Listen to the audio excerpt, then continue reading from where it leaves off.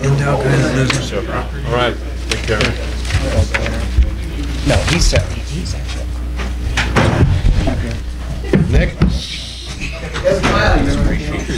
Next thing on the agenda is a petition from Nevada Guides and Outfitters Association. I don't know. Who's going to present that? He did a lot of research. I appreciate it.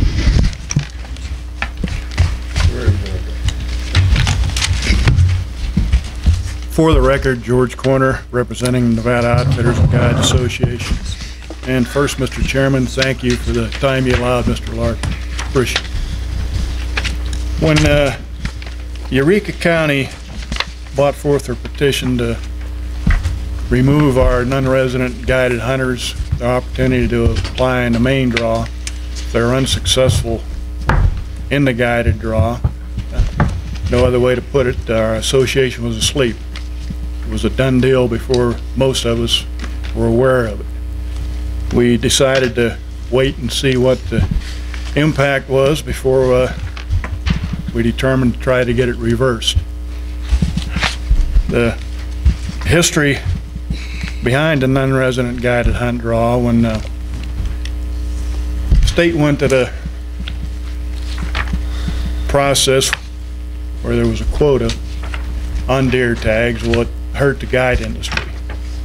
We asked for relief from the Game Commission. We were told it took legislation. We went to the legislature, and it took several tries, but we got legislation passed, and that legislation was passed with sportsmen testifying for the legislation, both the Assembly and the Senate.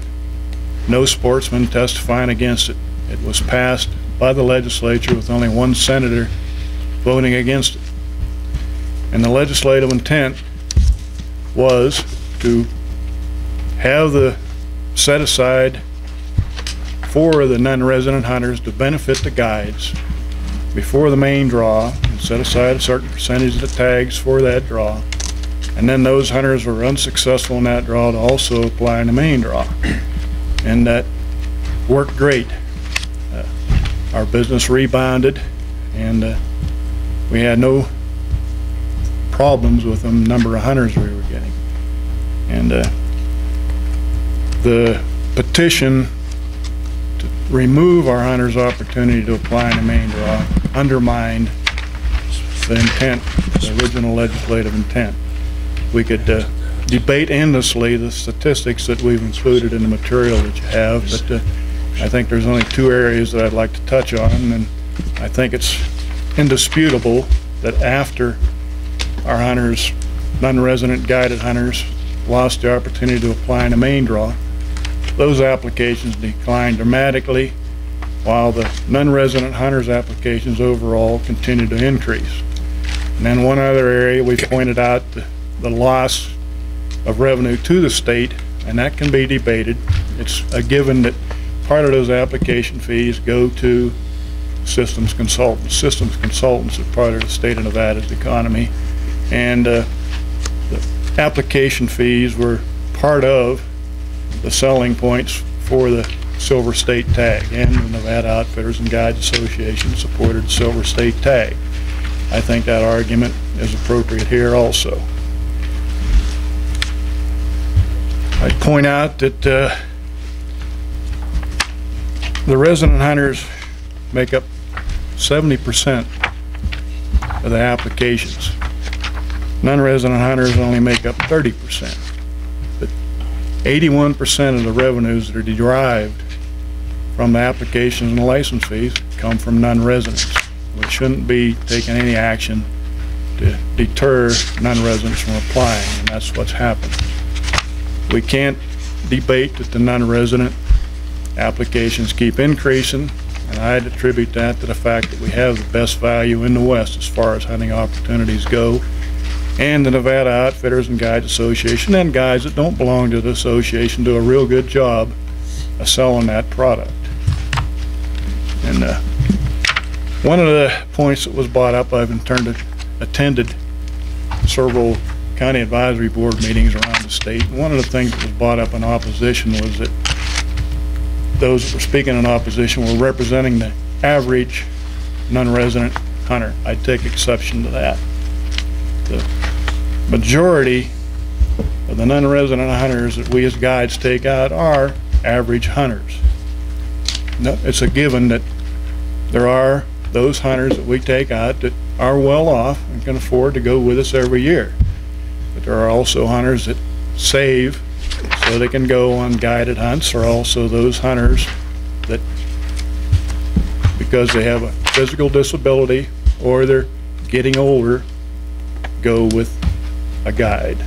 And I'll leave it with that. I'm sure I'm getting close to my 3-minute time limit, and I don't want to push your patience any further.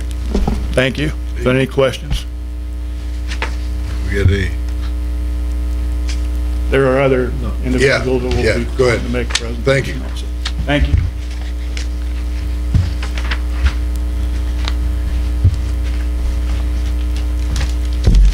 I'm Henry Krinka, President of the Nevada Outfitters and Guides Association. I'd like to thank you, Mr. Chairman and Commissioners, for your time. Mostly what I'd just like to add to that would be that I believe that the more opportunities the hunter has to draw a tag in Nevada will bring more revenue into the state in all the different areas, not only to the guiding business, but to your motels and restaurants, your sporting goods stores. Also, we employ sub-guides, which a majority of them live in Nevada, and so that money just stays here in Nevada. And I think we should just do our best to keep our hunters interested in Nevada so that they don't get discouraged in our draw system and go to other states. That's all I have. Thank you. Anybody else from the audience? If not, There was a list of cards. okay. Mitch Bazzetti, followed by Walt Gardner.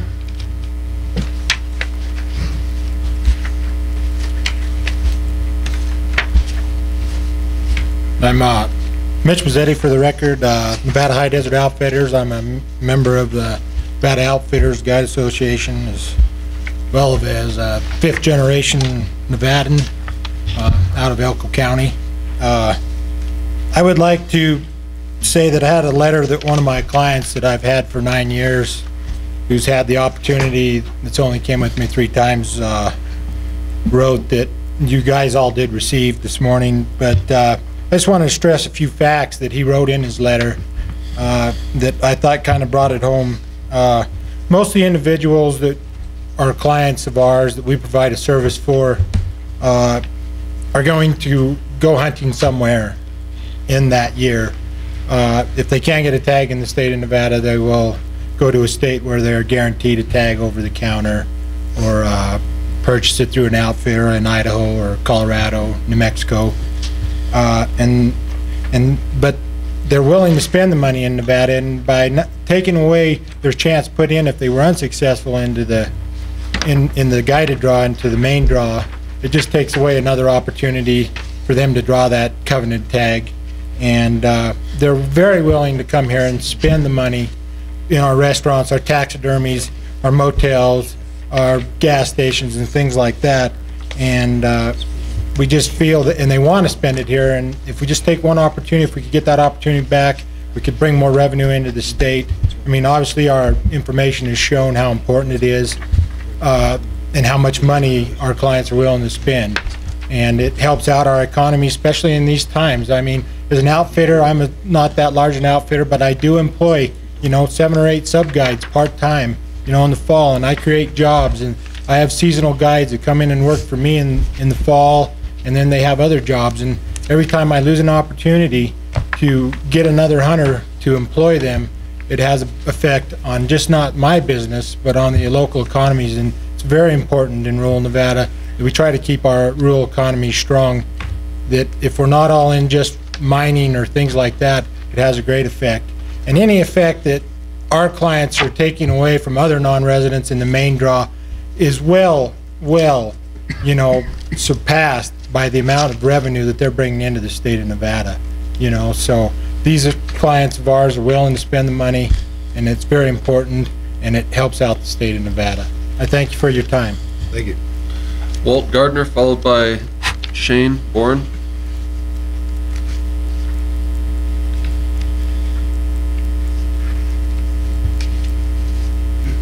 Thank you for listening to our arguments. My name's Walt Gardner.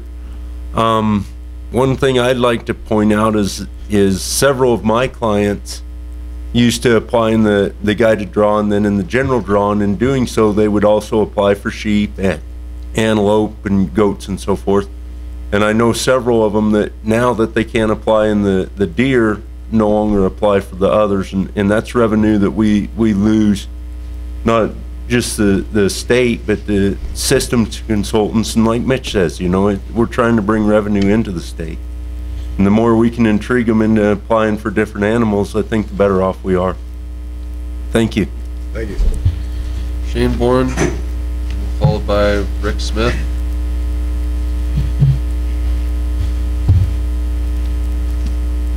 Shane Bourne, White Pine County. I think everybody here is aware, Chad Bliss put together a spreadsheet, and I think it got around to everybody, and he was unable to be here because of medical reasons with his wife. I just want you guys to know that he wanted to be here, but his wife's in the hospital in Elko. So as far as my point on the guide petition, I'm not anti-guide whatsoever. I guided for 6 years. It has nothing to do with guide versus anti-guide. The situation is, to put it really simplistic, is should you get 2 bites of an apple, as I keep hearing. Well, I put in Utah, I put in Arizona, and I would hope that here, the average guy that does not hire a guide would have the opportunity and not lose that opportunity because somebody that chooses to hire a guide gets 2 bites at the apple, so to speak. The guide draw, right now there's 1, 2, 3, 4, 5, 6, 7, 8, 9, 10 different units in the state of Nevada where there's a 1-to-1 odd to draw a tag with a guide. The odds are better, they're 3-to-1 on the average last year for every unit in the state of Nevada overall with the guide on the guide draw tag versus, if I can find my figures here, 14-to-1 on the regular non-resident draw. It's the best odds in the state of Nevada to draw a tag already. Why should the guy that chooses not to put into the guide draw be punished? And when I say punished, bonus point issue. If you put into the guide draw today, or next year in the guide draw, you earn your bonus point. Then if you don't draw, that bonus point goes on into the regular draw. So if you have 7 bonus points and you draw another one, squared, that's 49 versus 64. My math is correct. That's a lot better odds to draw a tag. You are having an effect on the one that chooses not to hire a guide. It is an effect. And that in itself is unfair in my mind. As far as dollar figures, last year there were 498 non-resident guided applications or people that did not draw tags.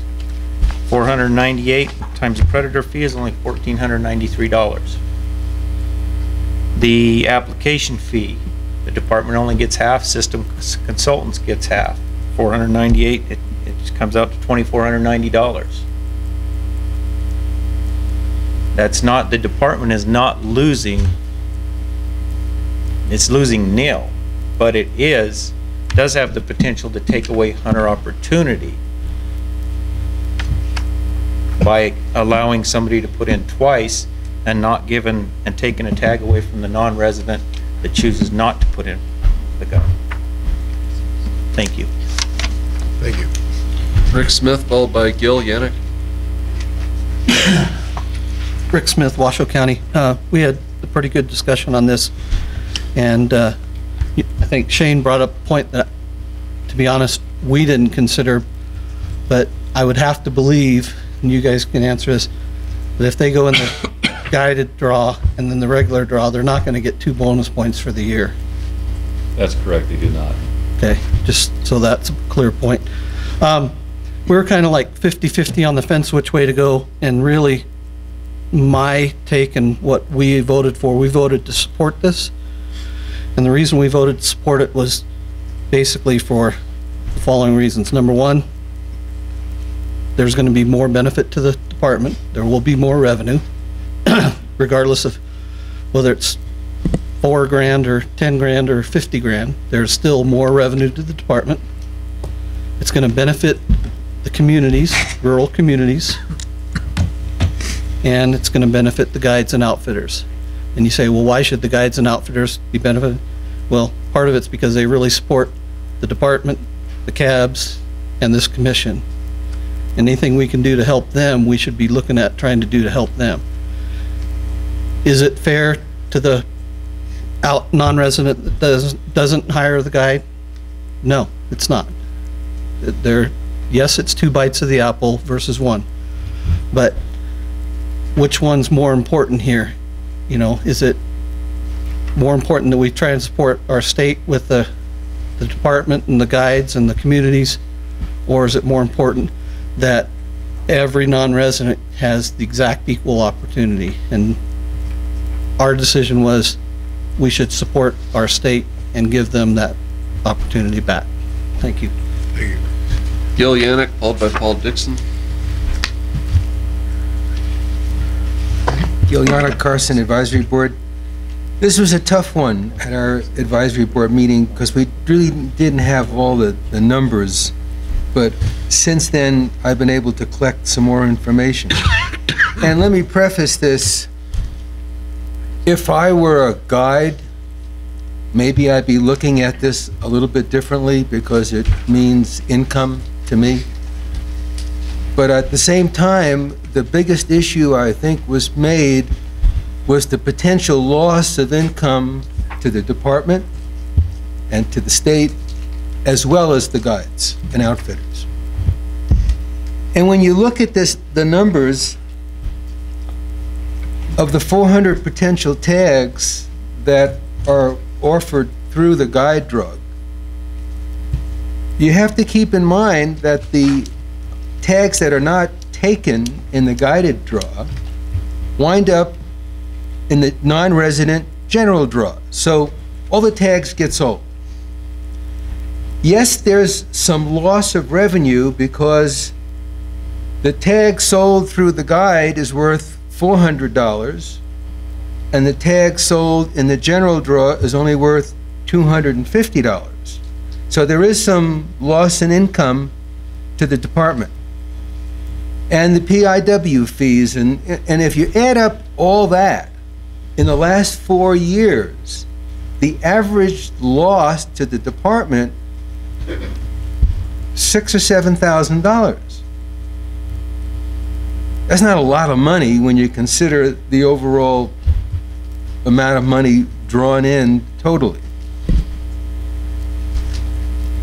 When non-residents come to the state, they fly, they drive, most of them drive, so they're buying gas. They have to stay someplace. They're staying in a hotel, motel, when they're not out in the field.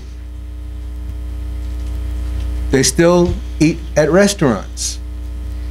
They still, if they feel like it, gonna do some gambling. They're still gonna buy supplies. Their family who accompanies them are going to buy a bunch of things.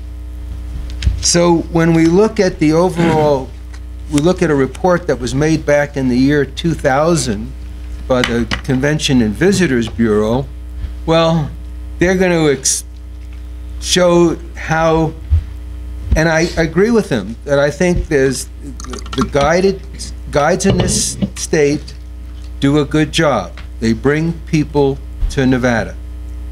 But at the same time, non-residents come to Nevada and they bring with them their credit cards and their cash.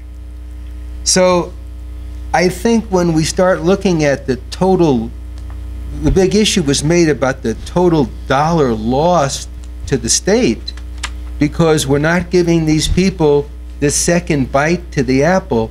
I really don't think it's as great as has been tried to be shown. So, you know, with more data that became available, I don't think this is as serious a problem as is being made out.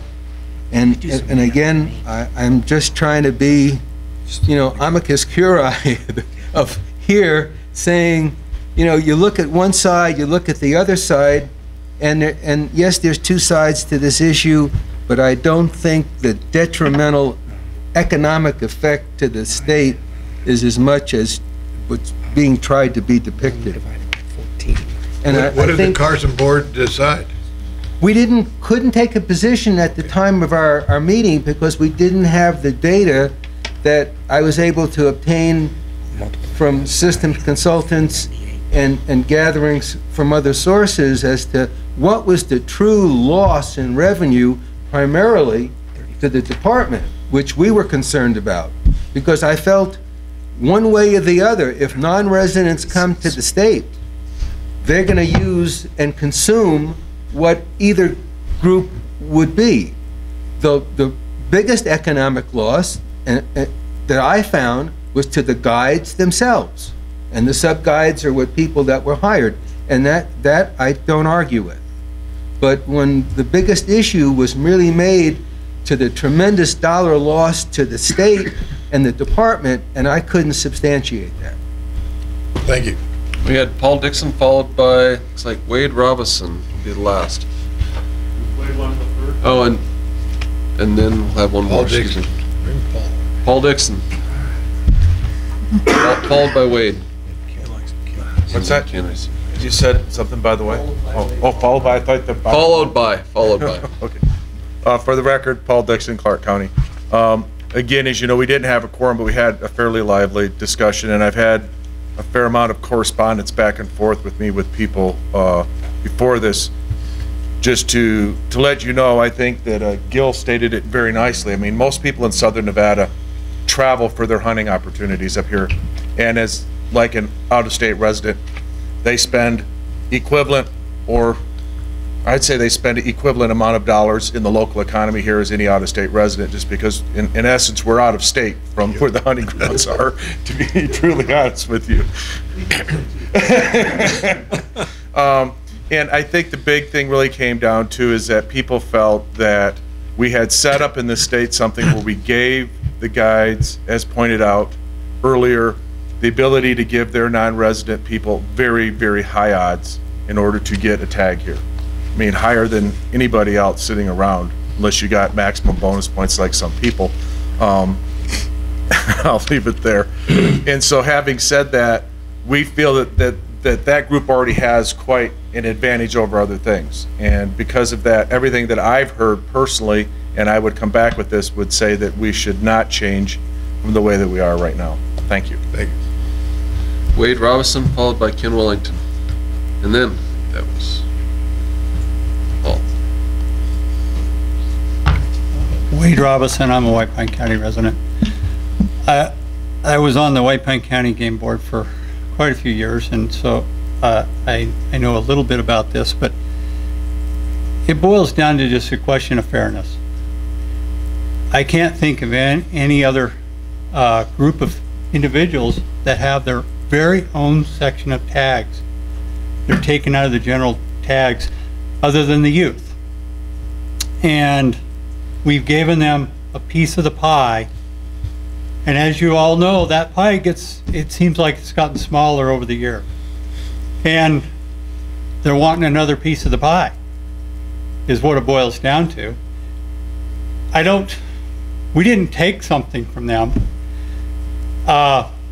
when they changed this. The reason they were able to put in for the general draw was a matter of dates. It's just, it wasn't written in the legislation that they couldn't do it, so they took advantage of that opportunity. The guided draw was earlier. There was a window of opportunity that they could put in for the out-of-state draw, so it wasn't that we took something from them. It was a matter of that's where the dates. If you would have just shoved that guided draw a little farther forward to where they didn't realize they were able to that they had their tags before the general draw, they wouldn't have had to change anything. So I just want to make you aware that you didn't take something from them. It was just a matter of dates that they were able to take advantage of a loophole. And Nevada has managed their deer herds very well. They've never based their decisions off money. They've based it off what was right, what was fair, what was best for the resource, what was good for the hunters. I don't want you to base anything off of money. You need to do what's right. And I don't think it's right that an agency has lobbied the legislature, got their very own draw, and now they're wanting more. I don't think that's right, and I just, if you want to talk about a loss of revenue for they bring up the PIWs, you're missing a huge opportunity if you have the PIW draw first, and you'll receive all the revenue off of the successful applicants that you're missing now, and it would far surpass any revenue you're losing now. And the revenue you're losing now is just nil. If you look at it in the grand scheme of the total revenue that's derived from the draw, this is just a drop in the bucket. It becomes an issue of, you know, the guides have lost a little revenue and they're wanting it back. And where I think this affects me is that as a resident hunter, guided people that have guided hunts kill a larger volume of trophy animals. The more guided hunts there are, the more trophy animals that are taken out of there. That's where it comes into play as far as a resident hunter. There's fewer trophy animals out there. Thank you. Ken Wellington, and that was it.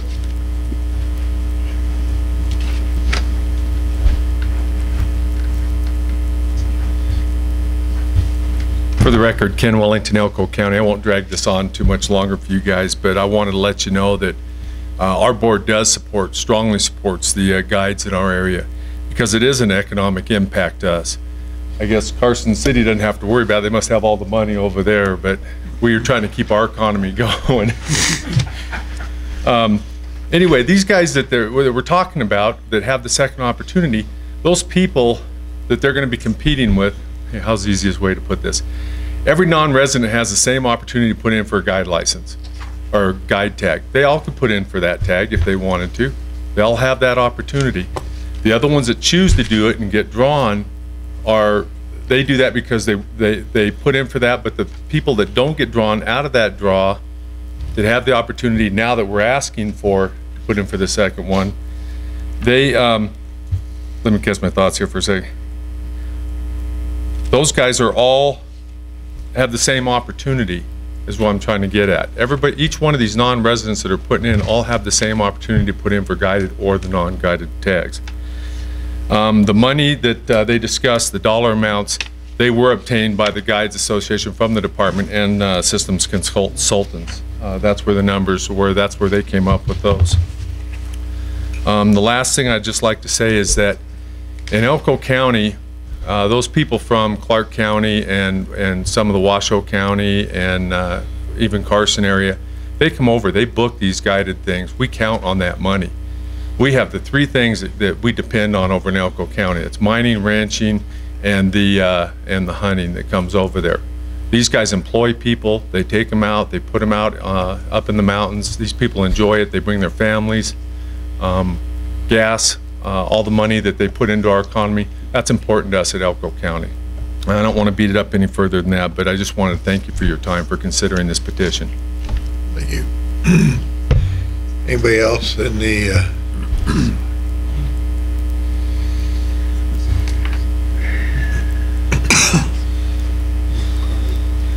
Did you fill out a card? No, I didn't. Would you when you're done? I sure will. My name's Carl Jackson. I'm a resident hunter here in Nevada. I've lived here my whole entire life, and I've never had a second opportunity to put in for a tag. The state of Nevada has a depredation elk tag, and I can't even put in for that if I put in for my regular elk tag. So I don't feel that an out-of-state guy should have the opportunity to put in for 2 tags, or 2 chances at 1 tag. That's all I feel. I don't think it's fair. Thank you. Thank you. Anybody else in the audience? I'll close it. No, one time. Because we got to move on here.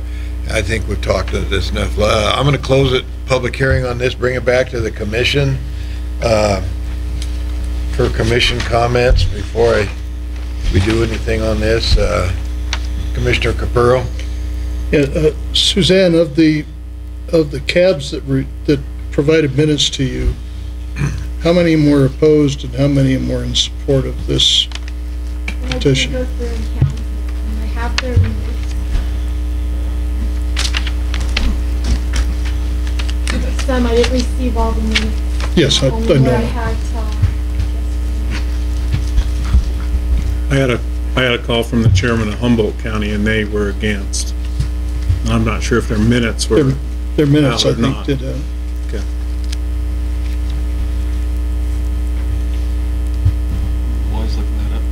You want, while you're looking that up, let's I'll look at the ones go on that to are some other comments. Commissioner Rain was next, I think. Thank you, Mr. Chairman. You know, today we're just deciding whether or not we accept the petition. We're not deciding the issue. I think what I look at it and the way it's kind of written out in our policy is basically, is this an issue that's worthy of coming before, is now, from this point, going to the cabs and coming back? That's generally the petition process. So, you know, at a later date, this will all come back if it's accepted. We're just voting, we want to hear it.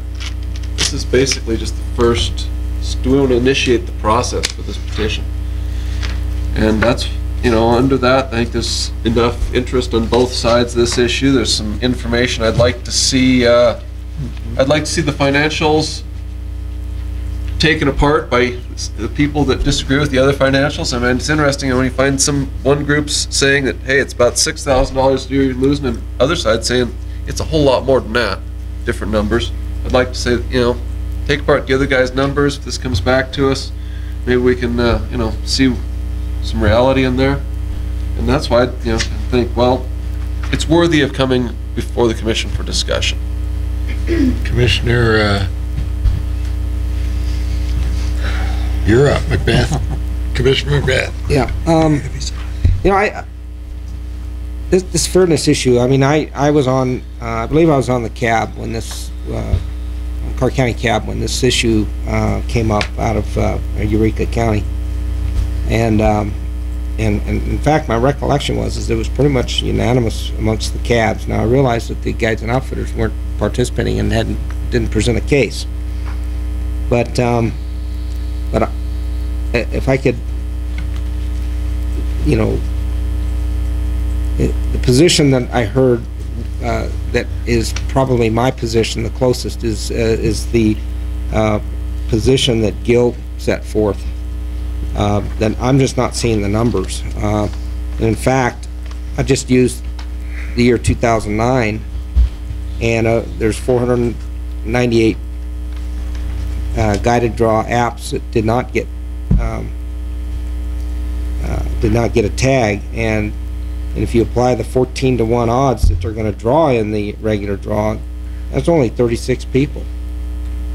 And so, you know, so really the question is that, you know, are you going to, you know, for these kind of dollars, are we going to make a decision that is, you know, is fundamentally unfair in my mind? And so that's my biggest concern, is that, you know, and I don't think, one comment, and I just do not agree with, and that is that, Ken, you're the one. I don't agree with the statement that all non-resident hunters have the opportunity to put in for the guided draw. It costs money to hire a guide. It's expensive, and not everybody can do it. And I think that's pretty obvious. And so, yes, they can put in, but I think, don't they have to have a sponsor? Don't you have to have you have to work through the guide to actually do the application? And so I think as a practical matter, there's a lot of guys that can't do it. So that's my concern, is Wasn't me. I'm not seeing the numbers. My legs are back here.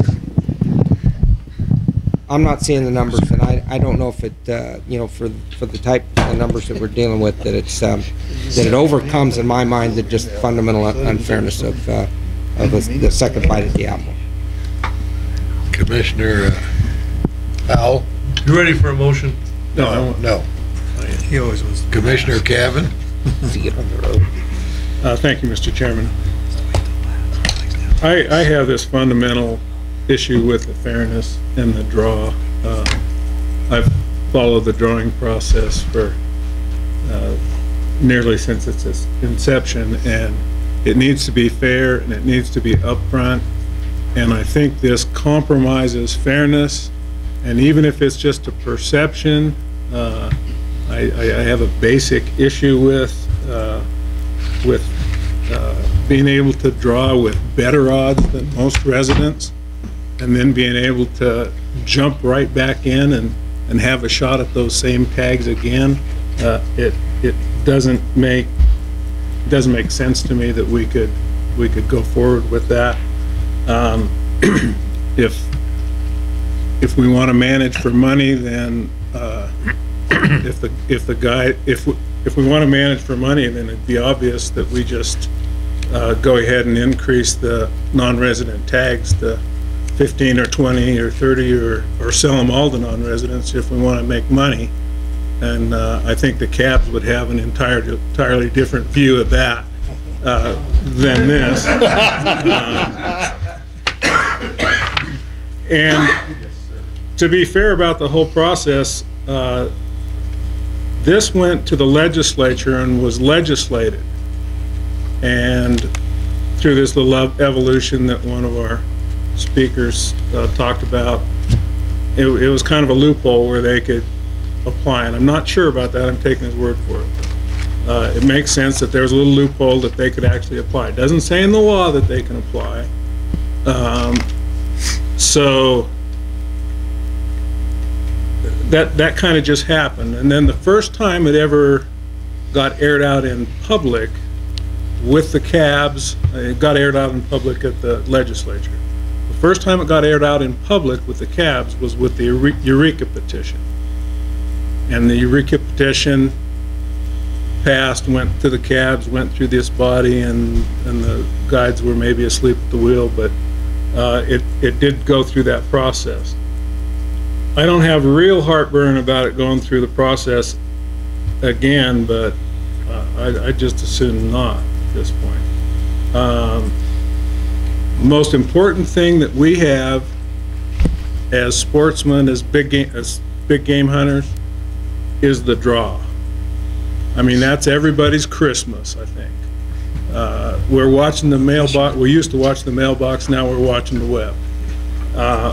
But the draw is the most important thing. And if we start compromising our values because, oh, it's going to be a few more dollars because, or this group needs it because they're more viable economically, I just don't think that's what we should be doing here.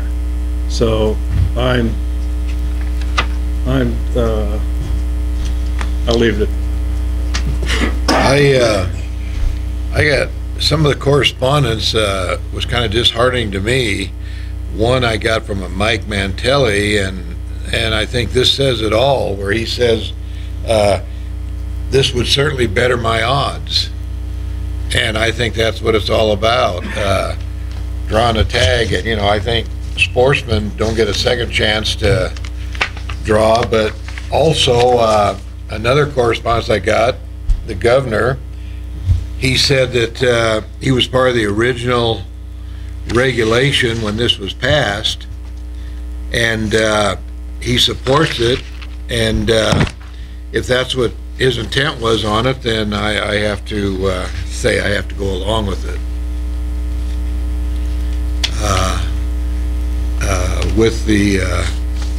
With his letter where he said he supported the passage, but he's still behind it, and it's a tough decision, but I think that's why I'd support it, and then support the petition, and then air it out of the county boards afterwards. You know, I mean, this is just what we're doing is accepting or denying the petition, and if we accept it, goes forward, and we modify the legislation, and it comes back to the commission, and it comes back to the county boards to see if we like the way the regulation is written, and with even more accurate numbers. But that's why I'd be supporting it.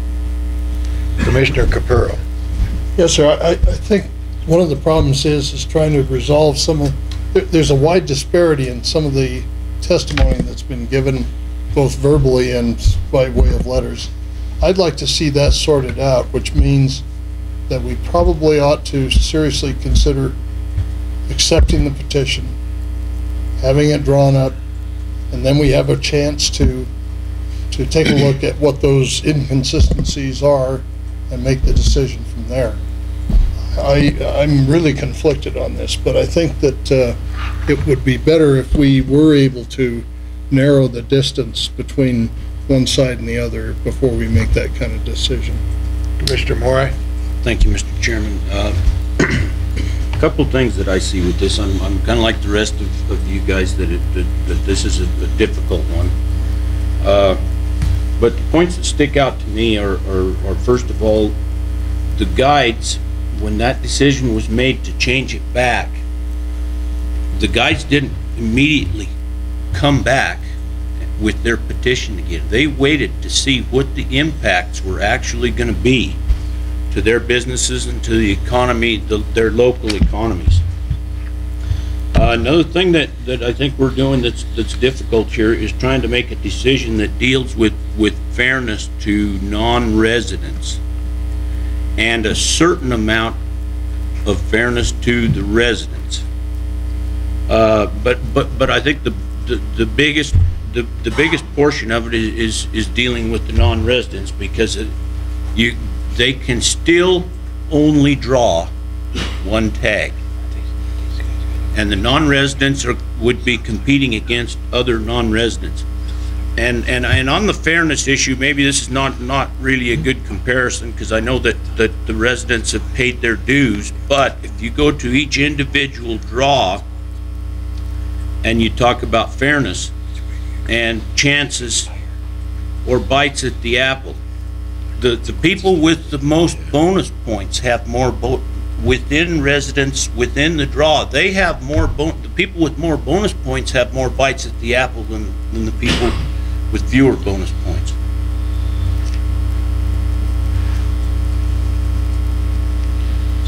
Any other comments for the commission? If not, Rich had a number for us.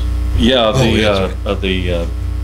the boards that are not here today, we have, at least I don't think they are. Humboldt County voted to deny the petition.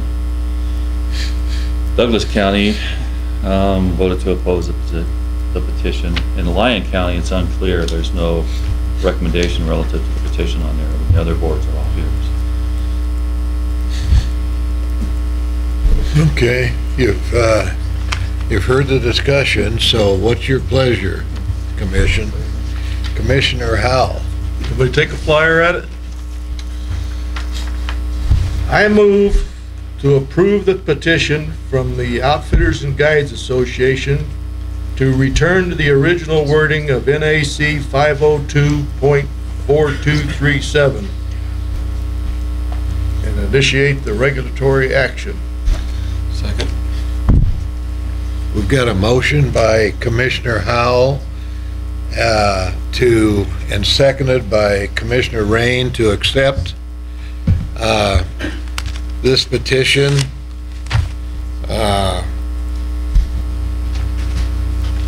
by the Nevada Guides and Outfitters Association. Did I state that correct? Do we have any other discussion on the motion? Does everybody understand the motion? I'll call for the vote. All for the motion say aye. Aye. Opposed? No. Let's show all for the motion raise their hands for the motion. 1, 2, 3, 4, 5, 6. All opposed? 2 opposed. Motion passes. Thank you.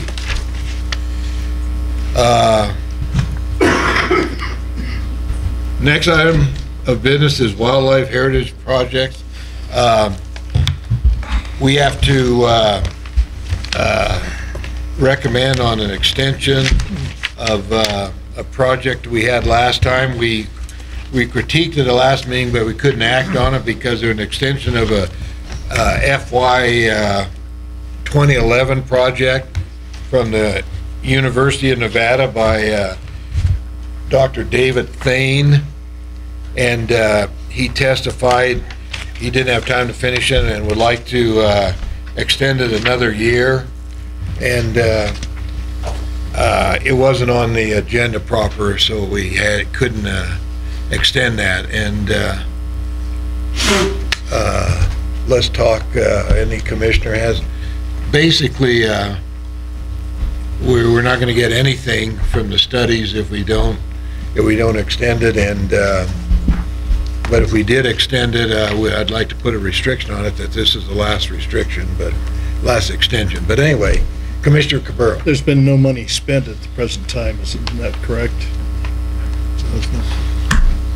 That is not correct? I don't think so, is it? That I couldn't tell you either.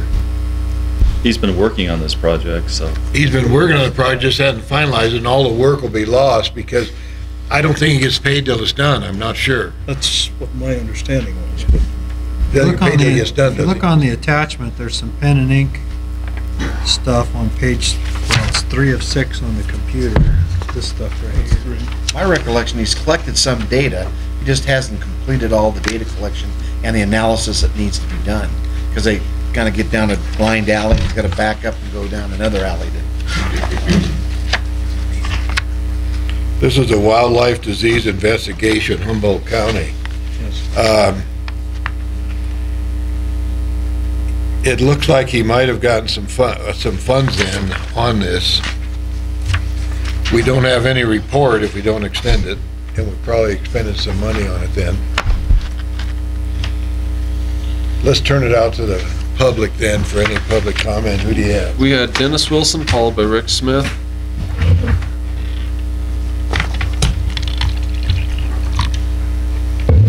For the record, Dennis Wilson, representing Nevada Bighorns Unlimited. This is an important project.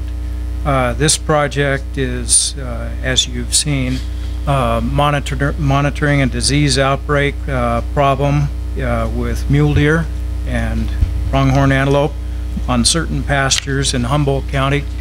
And we just feel strongly that this is a problem. It needs to be addressed. It needs to be researched, find out what the problem is, so that hopefully some sort of solution can be found to this problem. So we are in favor of Dr. Thane's and Dr. Bruce's project, and we would certainly like to see it move forward. Thank you. Thank you. Rick Smith, followed by Paul Dixon, and then that was it. Rick Smith, Washoe Cap. We agree it's a good project. It was a good project when it was approved the first time. This was approved 08-09. He was extended 09-10, and now this is the third extension. I hate to say this, but I agree exactly with Dr. Lent that this needs to be the last time. So we support it with that caveat. Had to make you say that. Paul Dixon, Clark County.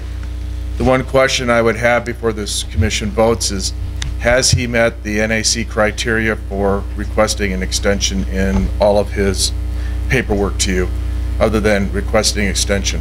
And I would leave that up to you to make sure that he's fulfilled the requirements to actually qualify for an extension. Thank you. Thank you. That was it, Mr. Chairman. No, I'll close it to public comment. Seeing no more public comment, bring it back to the commission. What's, me to address? yes, would you address that? Okay, what Mr. Dixon was talking about is that the NAC 501.340 sub 2 says that if somebody wants to extend it, that unusual circumstances exist which require an extension of time. And I think, didn't someone got sick or something? Wasn't that the circumstances behind this extension? Dr. Atchison left the department that was working with him, and he left the department, and so he's got to pick up where he left off. So you might want to include that in your motion, that unusual circumstances do exist. Thank you. Okay, what's the pleasure of the commission? Commissioner Rain. Thank you, Mr. Chairman. You know, I've heard from Mr. Thane. He is on multiple occasions now. He's clearly the expert in his field, and I think he has been very wise in the usage of this money. Rather than just throwing it at the project in the initial year, he's wisely stretched out a length of time necessary to get accurate results. And that is all to his credit, and therefore I would like to make a motion to authorize the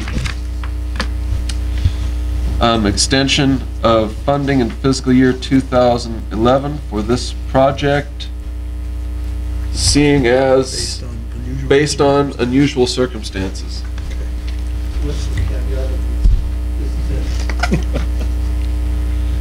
End of motion.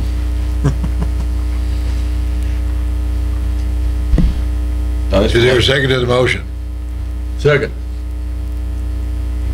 We got a second to the motion. I would like to see if you'd accept an amendment to the motion stating that there'd be a one-year extension, the final extension. Will you accept my amendment?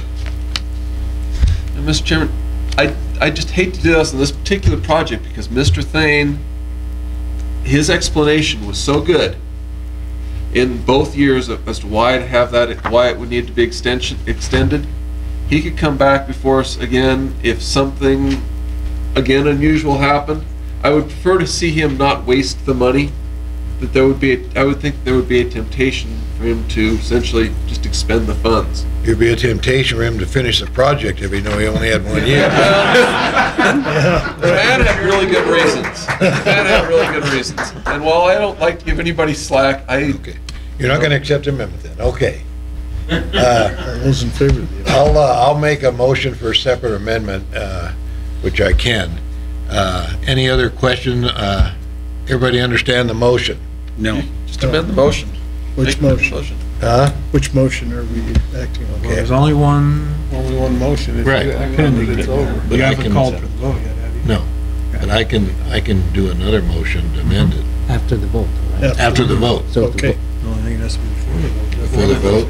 Before the vote? Amend it before the vote. Okay. The amendment, you vote on the amendment first? We'll vote on the Yes. amendment. I'm gonna make I got it, okay. a motion to amend. I think so. And the motion to amend is, we put a time restriction on this extension for 1 year. July 1st. From when? July 1st? July 1st of next year. Right. Till July 1st of next year, and that's the final extension. And that is my motion. I'll second that amendment. Okay, we got amended motion that we put a time limit on this till July 1st of 2011, and we have a second, and that's an amendment. Commissioner McBeth, discussion. Just a question to Scott.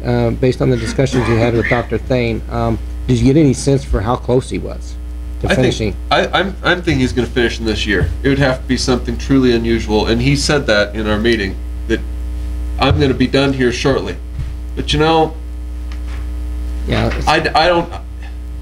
I guess That's what he is thinking at this I just want point. to point out to everybody that when, if we want to assess whether, he's not being diligent, we can certainly assess that at the next request for an extension. The problem is going to be is we're not going to have a report. So the pro of the amendment is to set a hard deadline and make sure that we get a report. The con is that if, if we don't give him enough time, how good is the report? So, anyway.